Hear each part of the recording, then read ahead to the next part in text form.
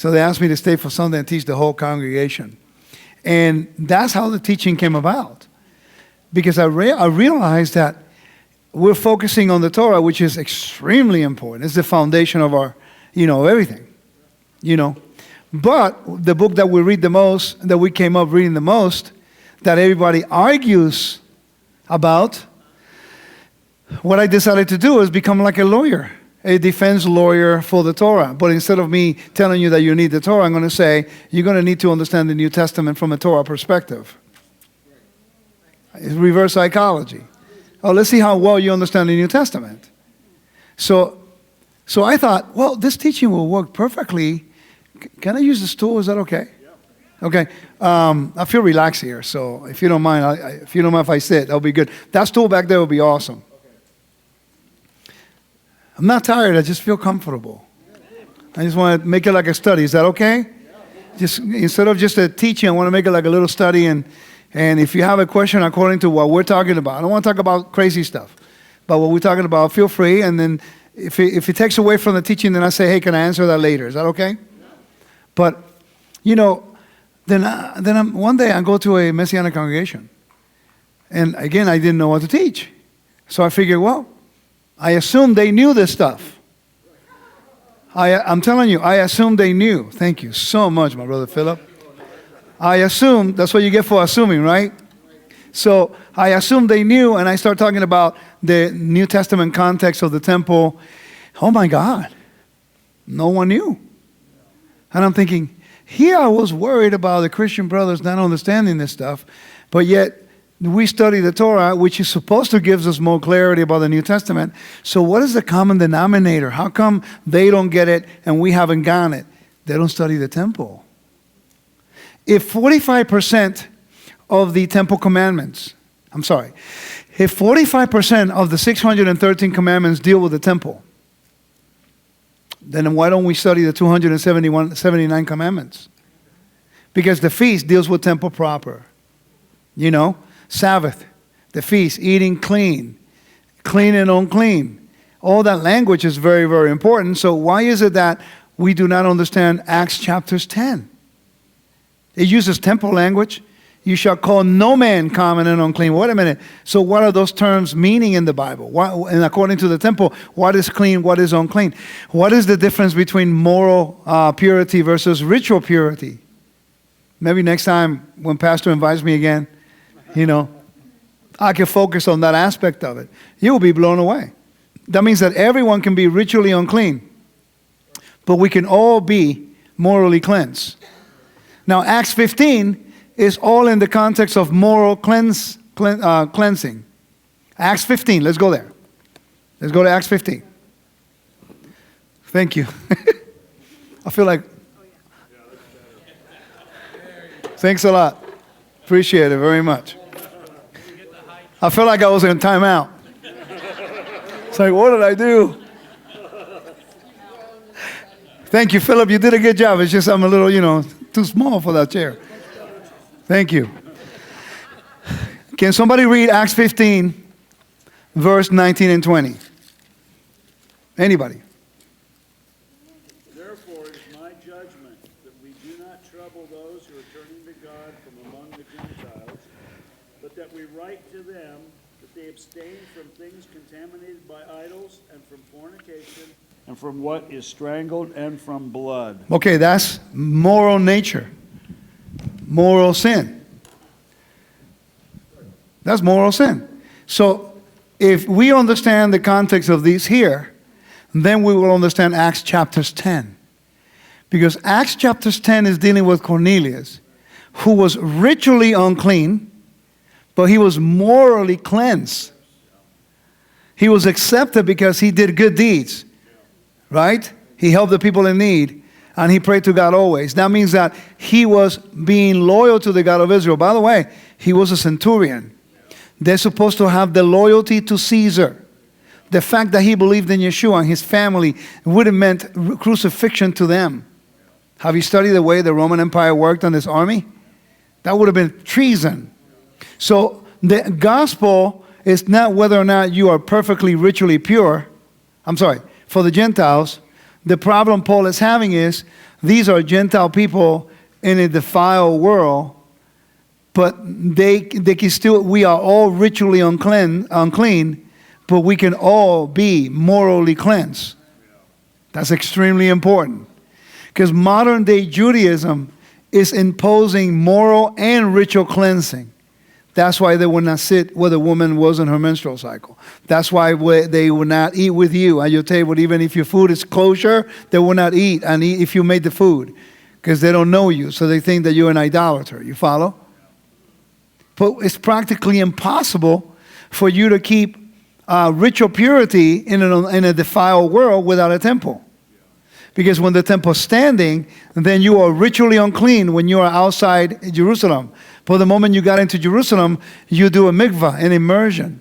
So you went through the requirement of ritual cleansing, but to enter the temple, you have to be morally pure. Now think about this. Caiaphas, when Yeshua was being judged to be killed, right?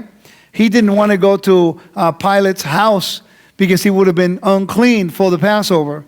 But yet morally he was committing murder against an innocent person. He was more focused on ritual purity than moral purity. By the way, that is exactly the argument in Mark chapter 7. Let's go there.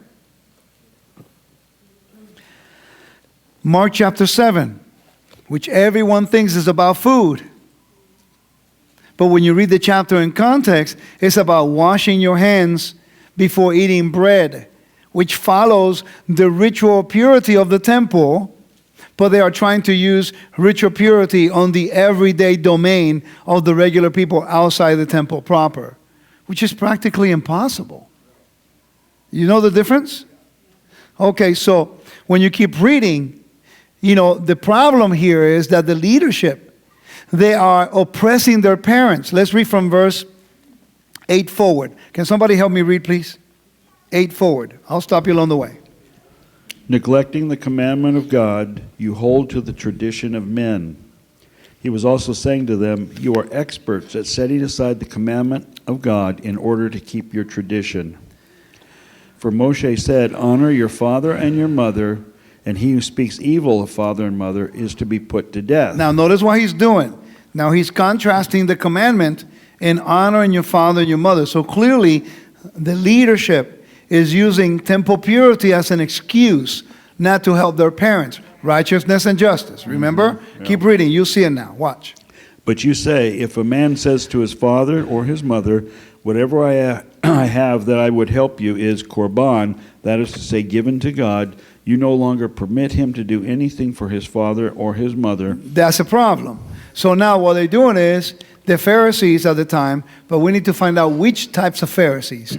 There were 5 types of Pharisees in the first century, and there were 2 Pharisaic schools, the house of Shammai, the house of Hillel. This is the house of Shammai. Now, what is the problem? Yeshua is contrasting. The washing of pots and utensils for the temple was needed because they have to they have to go from a rite of passage from common to holy. Right. You follow what I'm saying? Yep. That's taken from Zechariah, by the way. Mm-hmm. But what they did, because of the Babylonian captivity, the Assyrian, the Greeks, the Hellenization, and then the Roman, they were trying to protect their identity. So the Pharisees, they took temple purity laws and they tried to apply it to the everyday domain to preserve the identity of Israel as a Jewish nation. The problem is, by doing so, they are imposing laws when they did not need it to be imposed in a certain domain. Right. Mm-hmm. Making it difficult that only they can do it. Yeah. That is the righteousness of the Pharisees. Now, korban, that's a temple language. Yeah. Right? Korban. So, korban. So, what does this mean right here? Okay. Let's say that this is a tree. We were talking about trees today. This is an apple tree. And the apple tree's in my house, in my yard. Boom. My parents, I don't like my dad. I don't want to feed him. So I will tell him, I can't give you the fruit of that tree because it's korban. Mm. Once you say it's korban, you're dedicating it to God. No one can eat of it. Yeah.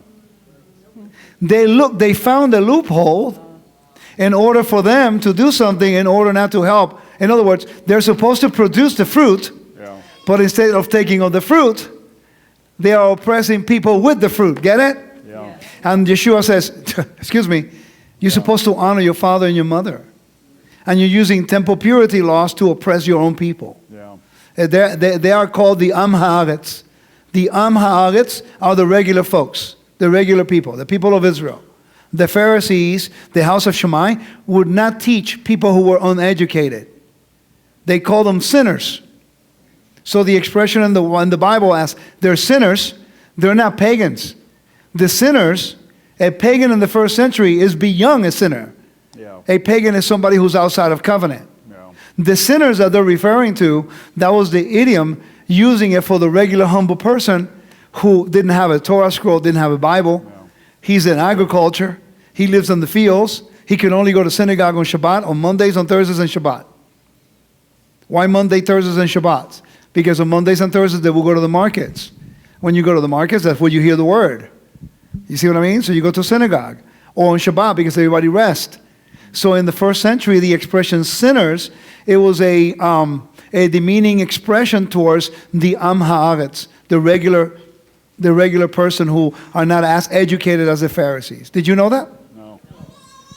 You see, that's very important for context. Oh, yeah. All right, so keep going, brother. Thus invalidating the word of God by your tradition, which you have handed down, and you do many things such as that. After he called the crowd to him again, he began saying to them, listen to me, all of you, and understand.